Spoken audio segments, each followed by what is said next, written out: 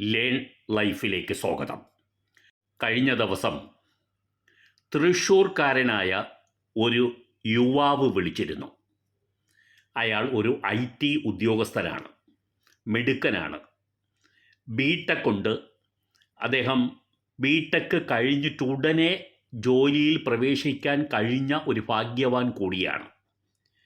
വിവാഹം കഴിച്ചിട്ട് 1 വർഷവും 7 മാസവും കഴിയുന്നു. പുള്ളി യഥാർത്ഥത്തിൽ എൻ്റെ ഒരു മുൻകാല സുഹൃത്തിൻ്റെ പരിചയക്കാരനായ ഒരു വ്യക്തിയുടെ മകനാണ്. മുമ്പ് ഇത്തരം വിഷയങ്ങൾ എന്നോട് സംസാരിക്കുമായിരുന്ന ഒരു വ്യക്തിയാണ് അദ്ദേഹം. അതുകൊണ്ട് തന്നെ ഈ മകൻ്റെ വിഷയം എൻ്റെ ശ്രദ്ധയിൽ കൊണ്ടുവരുന്നതിന് വേണ്ടിയാണ് വിളിച്ചത്. പ്രശ്നം, ഇപ്പോൾ വിവാഹമോചനം നടത്താൻ ഉദ്ദേശിക്കുന്നു. ആ വിവാഹമോചനം നടത്തേണ്ടി വന്നതിൻ്റെ കാരണങ്ങളാണ് ആ ചെറുപ്പക്കാരൻ എന്നോട് അക്കമിട്ട് നിരത്തിയത്.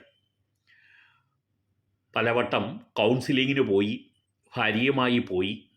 പക്ഷേ കൗൺസിലിങ്ങിൻ്റെ സെഷൻ 7 കഴിഞ്ഞിട്ടും വിഷയത്തിന് പരിഹാരമൊന്നുമില്ല. അന്തിമമായി അദ്ദേഹവും കുടുംബവും തീരുമാനമെടുത്തത് വിവാഹമോചനം തന്നെയാണ് പരിഹാരം എന്നുള്ളതാണ്. എങ്കിലും ഒരു അവസാന വാക്ക് എന്നുള്ള നിലയിലാണ് എന്നെ വിളിച്ചത്. വിഷയം ഇതാണ്: അദ്ദേഹത്തിൻ്റെ ഭാര്യ ഉദ്യോഗസ്ഥ തന്നെയാണ്. അവളും MTech കഴിഞ്ഞതിന് ശേഷം ജോലിയിൽ പ്രവേശിച്ച കുട്ടിയാണ്. നല്ല കുടുംബമൊക്കെ തന്നെയാണ്. കുട്ടിയുടെ മറ്റ് സ്വഭാവ ദൂഷ്യങ്ങൾ ഒന്നുമില്ല തന്നെ. പക്ഷേ പ്രശ്നം എന്നും വഴക്കാണ്. വഴക്കെന്ന് പറഞ്ഞാൽ നിസ്സാര കാര്യങ്ങൾക്ക് പോലും വഴക്കുണ്ടാക്കും. പിണങ്ങും, സ്വന്തം വീട്ടിലേക്ക് പോകും. 2 ദിവസം കഴിയും.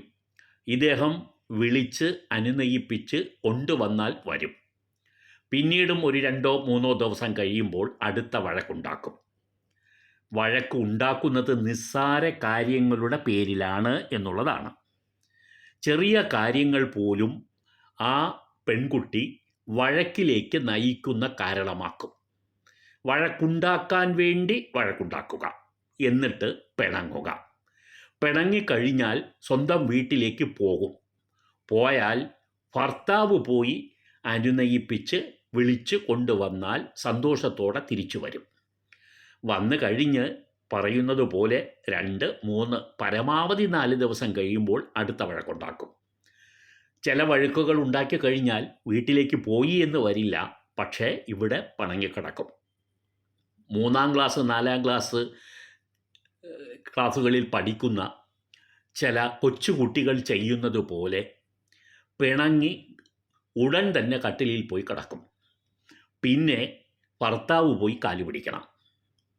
ഭർത്താവിന് ഇത് പലവട്ടം ചെയ്ത് മടുത്തു. എന്നും പിണങ്ങുന്ന ഈ കുട്ടി, അവർക്ക് കുഞ്ഞുങ്ങളായിട്ടില്ല, എന്നും ഈ വഴക്കും പിണക്കവുമാണ്. സ്നേഹം 1 മണിക്കൂറാണെങ്കിൽ പിണക്കം 8 മണിക്കൂറാണ്. ഇതാണ് ആ പെൺകുട്ടിയുടെ സ്റ്റൈല്. പിണങ്ങുന്നതിന് വേണ്ടി കുഞ്ഞു കാര്യങ്ങൾ കണ്ടെത്തുന്നതാണ് ഈ പെൺകുട്ടിയുടെ സ്വഭാവമെന്ന് ആ ഭർത്താവ് പറയുന്നു. സഹിക്കുന്നതിൻ്റെ പരമാവധിയായി ഇനി വയ്യ എന്നുള്ളതാണ്. പലവട്ടം ഇത് പറയുമെങ്കിലും പെൺകുട്ടിക്ക് അതൊന്നും വലിയ കാര്യമൊന്നുമല്ല. അയാൾ വിവാഹമോചനത്തിന് പോവില്ല എന്ന ഒരു വിശ്വാസം ആ കുട്ടിക്ക് ഉള്ളതുപോലെയാണ്. പിണക്കം ആ കുട്ടിയുടെ ഒരു സ്വഭാവമായി മാറിയതുപോലെയാണ് ഇദ്ദേഹത്തിന് മനസ്സിലാക്കുന്നത്. ഇത്തരം സ്വഭാവങ്ങൾ നിങ്ങൾക്കുണ്ടോ? ചില വീടുകളിലെങ്കിലും ഇങ്ങനെയുള്ള സ്വഭാവമുള്ള ഭാര്യമാർ അല്ലെങ്കിൽ കുടുംബിനിമാർ ഉണ്ടാകും. ഇവരെയൊക്കെ നാർസിസ്റ്റിക് പേഴ്സണാലിറ്റിയിൽ പെടുത്തുന്നു മനഃശാസ്ത്രം. എന്ന് പറഞ്ഞാൽ ഏത് വിഷയത്തിനും വഴക്കിടുക, തെറ്റ് ഒരിക്കലും സമ്മതിക്കാതിരിക്കുക, നിരന്തരം ഭർത്താവിനെ കുറ്റപ്പെടുത്തുക, പലപ്പോഴും ഭർത്താവിൻ്റെ വികാരങ്ങൾക്ക് വില കൊടുക്കാതിരിക്കുക, താനാണ് ശരി എന്ന ഒരു ധാരണയിൽ ആ വാദഗതിയിൽ തന്നെ ഉറച്ചു നിൽക്കുക, തെറ്റ് സ്വന്തം ഭാഗത്ത് നിന്ന് ഉണ്ടായാലും മാപ്പ് പറയാതിരിക്കുക, കുഞ്ഞു വിമർശനങ്ങൾ പോലും സഹിക്കാതിരിക്കുക.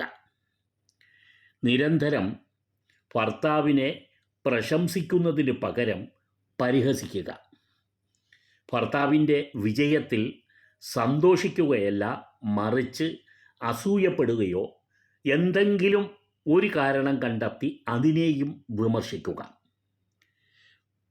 ശരിക്കും ആവശ്യങ്ങൾ വരുമ്പോൾ സ്നേഹം പങ്കുവെക്കുകയും അതിനുശേഷം ശരിക്കും അപരിചിതരെ പോലെ പിന്മാറുകയും ചെയ്യുക. ഇതൊക്കെ ഈ പേഴ്സണാലിറ്റി ഉള്ളവരുടെ ഒരു സ്വഭാവമാണ്. ഇതിനെ നാർസിസ്റ്റിക് പേഴ്സണാലിറ്റി എന്ന് പറയും. ഇത് സ്വഭാവത്തിൽ ഉണ്ടാകുന്ന ഒരു വലിയ മൈനസാണ്. അത് ബേസിക്കായിട്ടുണ്ടാകുന്ന ഒരു സ്വഭാവമാണ്. ഇത് എങ്ങനെ രൂപപ്പെടുന്നു എന്ന് പറഞ്ഞാൽ ഒരുപക്ഷെ ബാല്യത്തിൽ ഉണ്ടായ ചില അനുഭവങ്ങളാകാം, അല്ലെങ്കിൽ മാതാപിതാക്കളുടെ ഇത്തരത്തിലുള്ള നിരന്തരമായ വഴക്കും പിണക്കവുമാകാം. ഇതല്ലെങ്കിൽ ഒരു വ്യക്തിക്ക് സ്വന്തമായി ജനനം മുതൽ കിട്ടുന്ന ഒരു ട്രൈറ്റ് ആകാം. എന്ന് പറഞ്ഞാൽ ജന്മ സ്വഭാവം പോലെ രൂപപ്പെട്ട് വന്നതാകാം. ഇവർക്ക് ഇതിൽ നിന്നും മോചനം കിട്ടുക വളരെ അസാധ്യമാണ്. ഇവർ ഈ പേഴ്സണാലിറ്റി ജീവിതകാലം മുഴുവൻ കൊണ്ടു നടക്കും. എപ്പോഴും ഭർത്താവിനെ പ്രതിക്കൂട്ടിൽ നിർത്തും. തൻ്റെ ശരികൾ ആ പെൺകുട്ടി വിശ്വസിക്കുകയും ഭർത്താവാണ് തെറ്റുകാരനാണെന്ന് വരുത്തി തീർക്കുകയും ചെയ്യും. മറ്റുള്ള എല്ലാവരോടും പറയുന്നതും ഭർത്താവിൻ്റെ വീഴ്ചകളെക്കുറിച്ചാണ്. സ്വന്തം തെറ്റിനെക്കുറിച്ച് യാതൊരു ധാരണയോ കാഴ്ചപ്പാടോ വെച്ച് പുലർത്തില്ല. ഇങ്ങനെയൊക്കെ വന്നാൽ എന്ത് ചെയ്യാൻ പറ്റും എന്നുള്ള ചോദ്യമാണ് ഇനി നിങ്ങൾ സ്വയം ചോദിക്കേണ്ടത്. അങ്ങനെയുള്ള ആരെങ്കിലും ഈ വീഡിയോ കാണുന്നുണ്ടെങ്കിൽ, ഇല്ലെങ്കിൽ നിങ്ങൾക്ക് പരിചയമുള്ള ഏതെങ്കിലും സ്ത്രീകൾക്ക് ഇത്തരം സ്വഭാവമുണ്ടെങ്കിൽ, ആ സ്വഭാവം ശരിക്കും ചികിത്സിച്ചു മാറ്റാൻ വളരെ ബുദ്ധിമുട്ടാണ്. ആ വ്യക്തി സ്വയം തീരുമാനിച്ച് ബോധപൂർവം മാറിയാൽ അത് സുഖകരമാകും. അല്ലാതെ വിവാഹം കഴിഞ്ഞ് 1.5 വർഷത്തിനുള്ളിൽ തന്നെ ഇയാൾ കണക്കുകൂട്ടി പറയുന്നത് പലവട്ടം ഈ പെൺകുട്ടി പിണങ്ങി സ്വന്തം വീട്ടിലേക്ക് പോയിട്ടുണ്ട് എന്നുള്ളതാണ്. ചിലർ സ്വന്തം വീട്ടിൽ പോവില്ല, മറിച്ച് ഈ വീട്ടിൽ തന്നെ പിണങ്ങി കിടക്കും എന്നുള്ളതാണ്. ഒരു ഭർത്താവ് എത്ര വട്ടം ഭാര്യയെ പിണക്കം തീർത്ത് തിരിച്ചു കൊണ്ടുവരും? അത് നിരന്തരമാകുമ്പോൾ പല ഭർത്താക്കന്മാർക്കും അതോടുകൂടി ആ പെൺകുട്ടിയിലുള്ള സ്നേഹവും ആദരവും ബഹുമാനവും ഒക്കെ നഷ്ടപ്പെടും. മറിച്ച് ഇതൊരു തലവേദന കേസായി മാറി എന്ന് തോന്നും. ഇവിടെയും സംഭവിച്ചത് അത് തന്നെയാണ്. 1.5 വർഷത്തിനുള്ളിൽ കൗൺസിലിങ്ങിന് പോകേണ്ടി വരുന്നു. കൗൺസിലിന് പോയിട്ടും യാതൊരുവിധ പ്രയോജനം ഇല്ലാതെ വരുന്നു. പെൺകുട്ടി എപ്പോഴും പിണക്കവും വീട്ടിൽ പോക്കും പതിവായി വെച്ചു പുലർത്തുന്നു. ഇതൊക്കെയാണെങ്കിൽ വിവാഹമോചനം അല്ലാതെ മറ്റ് മാർഗമില്ല. അദ്ദേഹത്തിൻ്റെ വീട്ടുകാരും അത് തന്നെ തീർത്തും തീരുമാനത്തിൽ എത്തിക്കഴിഞ്ഞു. എങ്കിലും ആ ഭർത്താവിൻ്റെ മനസ്സിൽ എന്തോ ഒരു സ്നേഹം, ഇല്ലെങ്കിൽ ഭാര്യയാണല്ലോ എന്നുള്ള ഒരു വാത്സല്യം ഉണ്ട് എന്ന് ഞാൻ സംഭാഷണത്തിൽ മനസ്സിലാക്കി. അതുകൊണ്ട് തന്നെ കുറച്ചുകൂടി വെയിറ്റ് ചെയ്യാൻ ഞാൻ പറഞ്ഞു. എങ്കിലും ഞാൻ നിങ്ങളോട് തുറന്നു പറയാം, അത് ഇനിയും ശരിയാകും എന്നെനിക്ക് തോന്നുന്നില്ല. 1.5 വർഷം ഒരു ചുരുങ്ങിയ കാലയളവാണ്. അതിനുള്ളിൽ തന്നെ ഇങ്ങനെ പണക്കം കാണിച്ച് വീട്ടിലേക്ക് പോകുന്ന, ഭർത്താവിനെ വേദനിപ്പിക്കുന്ന, പ്രയാസപ്പെടുത്തുന്ന ഒരു പെൺകുട്ടി അയാളുടെ ജീവിതത്തിൽ എപ്പോഴും ഒരു തലവേദന ആയേക്കാം. ആകുമെന്ന് തീർത്തു പറയുന്നില്ല, പക്ഷേ ആയേക്കാം. സാധ്യതകൾ അങ്ങനെയാണ്. കാരണം ചുരുങ്ങിയ കാലത്തിൽ പോലും ഒരു സ്വയം നിയന്ത്രണം കൊണ്ടുവരാൻ കഴിയാത്ത ഒരു ഭാര്യയ്ക്ക് ഭർത്താവിനോടൊപ്പം ആ നിലയിൽ നിന്നും മാറി ഒരു പുതിയ ജീവിതം ഞാൻ നയിക്കണം എന്നുള്ള ധാരണയിലേക്ക് എത്താൻ പ്രയാസമാണ്.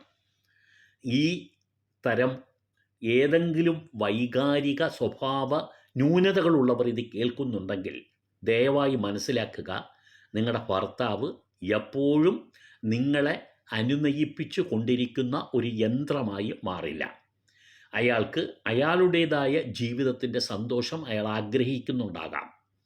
അത് നൽകാൻ കഴിയാത്ത ഒരു ഭാര്യയ്ക്ക് അയാൾ ഒരിക്കലും തൻ്റെ ജീവിതത്തിൽ സ്ഥാനം കൊടുക്കില്ല.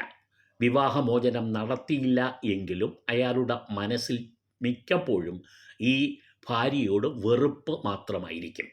ഒരു നല്ല കുടുംബജീവിതം ഇത്തരം സ്ത്രീകൾ ആഗ്രഹിക്കേണ്ടതില്ല. അവർക്കത് ലഭിക്കില്ല.